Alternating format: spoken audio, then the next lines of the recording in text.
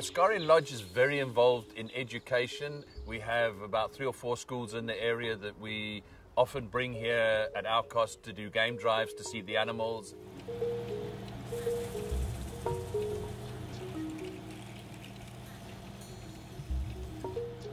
Oh my gosh, do you see it?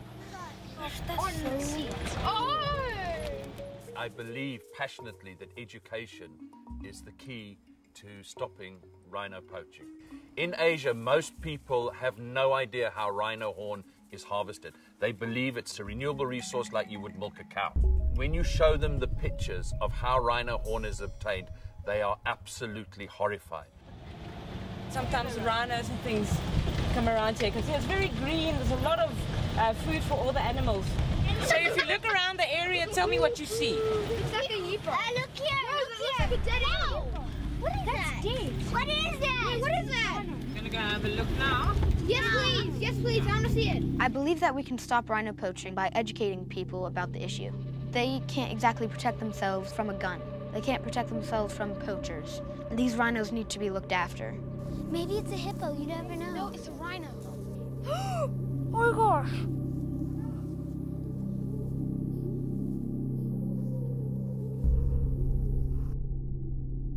When I saw the dead rhino, I felt heartbroken because it was just lying there like nothing. Obviously, what happened? A poacher. Exactly. You can see the horn is completely hacked off. You can actually see they cut off her tail as well. Why'd they cut off the tail? Well, sometimes you find that they will sell tiger claws and things like that. So maybe they decided to sell this also. So unfortunately with this rhino, she was pregnant. She would have had a baby about next year, mid of the year. She was unfortunately shot 3 times and they started hacking her with a panga and cut the horn off before she was dead. Our responsibility is to tell people what is happening to the rhinos and why. The big problem isn't the poachers who come do it itself, it's the people who want the horn. It's an international crime and it's a highly organized crime. Do you mind if we pray for the rhino? You're more than welcome to. Okay. Let's go down first. Let's go down. Dear Heavenly Father, we pray to you today because we've seen this rhino has been killed.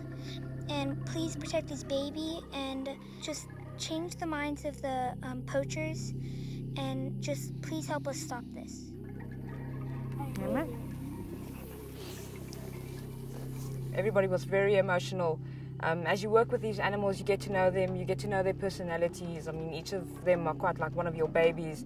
But in a way, it's good education. I mean, that is the reality that's going on in the whole of Africa, that our rhinos are being poached, they are in danger. How did they find her? These guys are teams of poachers that know how to work in the bush. So they understand to follow the pathways and what tracks is of what animal and where it's heading. Or say, a very hot day, so they're going to be lying in the shade over here near water and near mud. And they look for those areas. And a few times before they come and do the specific poaching act, they will scout out an area and try and find a pattern that the animals are using and escape routes for themselves as well. To lose this animal that you've had such good experiences with and shown hundreds of international guests or local guests the beauty of the animal and explained so many things and learned so much about them through your guiding career and different behaviors, personality. They're each like their own person in a way.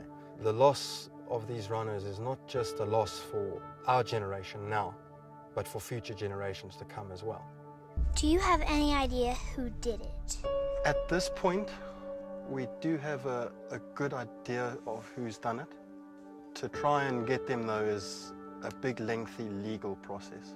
Do I believe that the government is doing enough for rhino poaching in South Africa? The answer is no. I don't believe that they have the knowledge or the understanding to want to do anything about it or the will. But it's not just the South African government, I must emphasize this. It is governments worldwide. The reason why Askari Lodge decided to do the infusion on all our rhinos was purely to keep them safe. We dart the rhino, cover its ears and its eyes so that it doesn't stress. The horns are then drilled, poison is put in and the dye. At the same time, we also put obviously chips into our rhino horn and we also took DNA samples.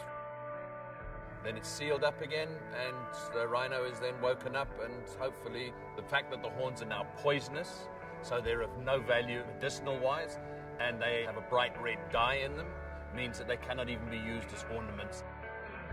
Hopefully this will give them a much better chance and lifespan, and we can grow our population.